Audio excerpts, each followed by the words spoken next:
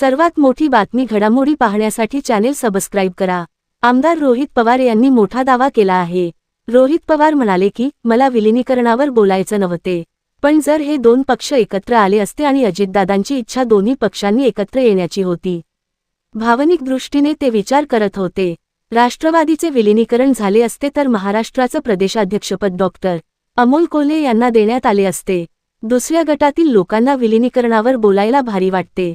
त्यांच्या पत्रकार परिषद पाहिल्या तर त्यांना विलीनीकरणावर बोलायला फार आवडते। आम्हीच अजितदादांचा अपघात की घातपात या विषयावर बोलतोय, त्यामुळे त्यांना ज्या विषयावर बोलायचे आहे त्यावर मी आज बोलले पाहिजे असं वाटत नाही, असं त्यांनी सांगितले। तसेच डॉक्टर अमोल कोल्हे हे संयुक्तिक राष्ट्रवादीचे प्रदेशाध्यक्ष झाले असते, ती अजितदादांची इच्छा होती। अजितदादांच्या इच्छेप्रमाणे अमोल कोल्हे फार प्रामुख्याने पुढाकार घेत होते। अजितदादांना पक्ष वाढवायचा होता। अमोल कोल्हे यांनीही विलीनीकरणावर स्पष्टीकरण दिले आहे। सुप्रिया सुळे, शशिकांत शिंदे बोललेत। ज्यांच्या घरी बैठका झाल्या ते जयंत पाटील बोललेत।